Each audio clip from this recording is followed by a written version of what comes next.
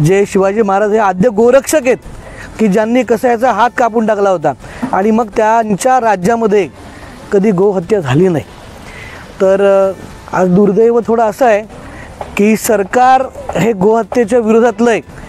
इथले आमदार साहेब आहेत हे सुद्धा हिंदुत्ववादी आहेत, तरीसुद्धा या मतदारसंघामध्ये दिवसाढवळ्या गाईचं रक्त सांडलं जात आहे। हिंदुत्ववादी सरकारच्या राज्यात गोहत्या, गोरक्षकांच्या सतर्कतेमुळे 7 गोवंश वाचले, पोलिसांनी केली तात्काळ कारवाई। कर्जत 24 एप्रिल, प्रतिनिधी कैलास मांबले। रायगड जिल्ह्यातील कर्जत तालुक्यातील साविले गावात गुरुवारी 24 एप्रिल सकाळी गोहत्या झाल्याची धक्कादायक घटना उघडीस आली। हिंदुत्ववादी सरकारच्या काळात देखील अशा घटना घडत असल्याने सामाजिक आणि राजकीय वर्तुळात तीव्र प्रतिक्रिया उमटत आहे। गोरक्षकांच्या मिळालेल्या गुप्त माहितीनुसार सकाळी 11 वाजता साविले येथील मुस्लिम वस्तीमध्ये गोरक्षकांनी धाव घेतली। घटनास्थळी एका मुस्लिम तरुणाकडून गोवंशाची कत्तल सुरू असल्याचे दिसून आले। गोरक्षकांनी तात्काळ कर्जत पोलिसांना याची माहिती दिली। अवघ्या 15 मिनिटात पोलीस घटनास्थळी दाखल झाले आणि गोवंशाची कत्तल करणाऱ्या तरुणाला अटक केली।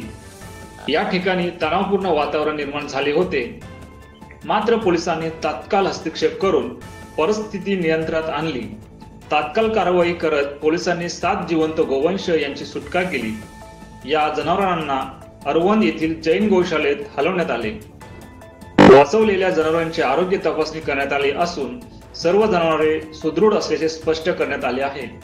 कर्जत पोलिसांनी आरोपी महाराष्ट्र पशु संरक्षण कायदा 1976 आणि प्राण्यांचा छल प्रतिबंध अधिनियम अंतर्गत गुन्हा दाखल केला आहे। गुन्ह्याची नोंद प्रक्रिया सुरू असून अधिक तपास कर्जत पोलीस करत आहेत। साविले गावातील ही घटना केवळ धार्मिक भावना दुखावणारी नाही, तर कायदा व सुव्यवस्थेला आव्हान देणारी आहे। गोरक्षकांच्या सतर्कतेमुळे मोठा अनर्थ टळला असून पोलिसांनी घेतलेल्या त्वरित कारवाईमुळे परिस्थिती आटोक्यात आली।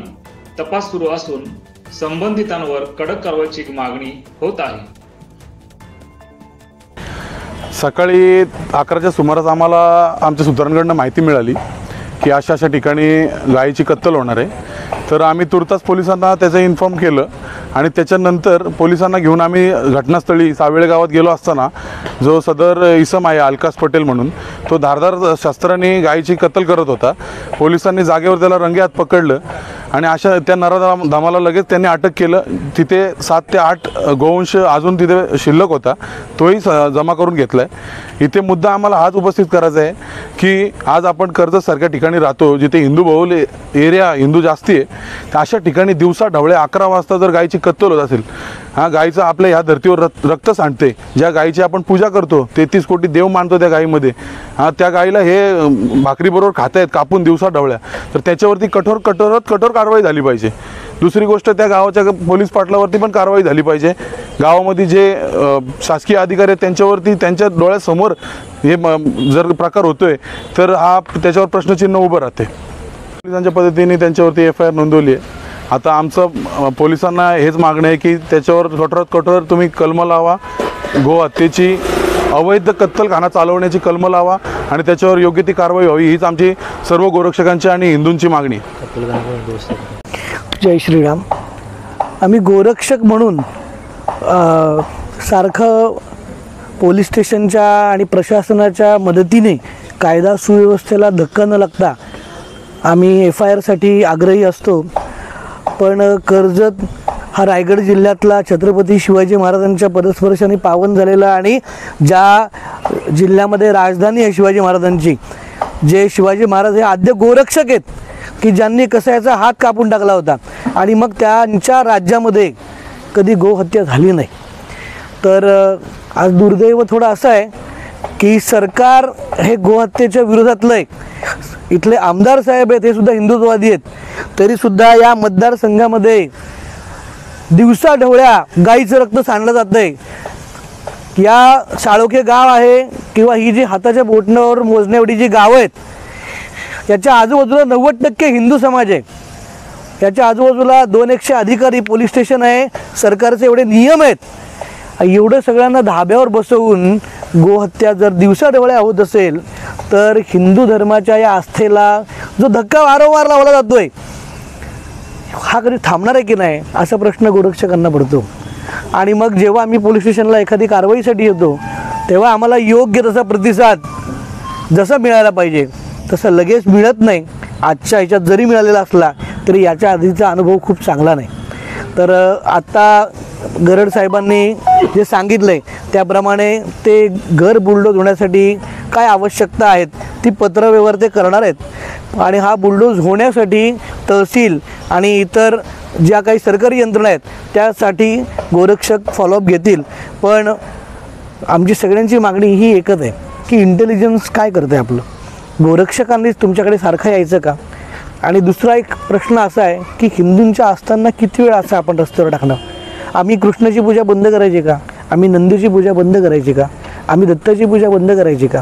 जर पूजा करायची असेल तर हा जिवंत नंदी, जिवंत गोमाता लक्ष्मी स्वरूप आहे, तिचं जतन आपल्याकडे सर्वांनी करण्यासाठी प्रशासनाने त्याच्यात पुढाकार घेतला पाहिजे. सुमोटोमध्ये स्वतःच पकडलं पाहिजे.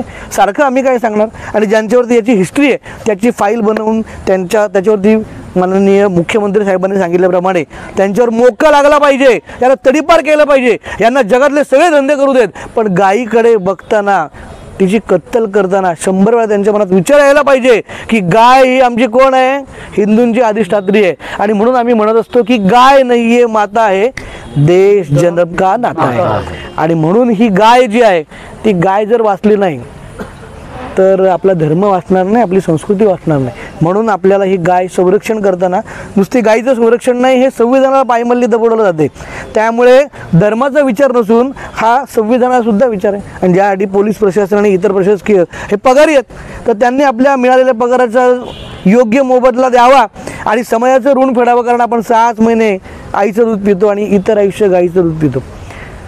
तर मग ही शेवटची गोहत्या ठरावी यासाठी पोलीस प्रशासनाने त्याला चाप लावावा म्हणून आम्ही इथे संख्येने आलेलो आहोत. आम्ही त्याच अपेक्षेने आहोत की माननीय आमदार साहेब, स्थानिक आमदार साहेब त्यांनीसुद्धा याच्यामध्ये जरा विशेष लक्ष घालून आपला मतदारसंघ जो आहे हा गोहत्या मुक्त कसा होईल यासाठी जरा जोरदार ते आपल्याला मदत करत असतात. पण या वेळेला जरा गांभीर्याने दखल घेतली पाहिजे. कारण आपल्या मतदारसंघात हे जे चाललं आहे हे आम्हाला योग्य वाटते असं वाटत नाही. आम्ही साहेबांना जाऊन भेटणारच आहोत पण आपल्या माध्यमातून सुद्धा कळलं पाहिजे पोलिसांच्या आणि इतर लोकांनाही की आता इथून पुढे गोरक्षक कुठलीही गोहत्या होऊ देणार नाही. कारण ही गोहत्या शेवटची ठरली पाहिजे यासाठी आमचा सर्वांचा प्रयत्न आहे. जय श्रीराम.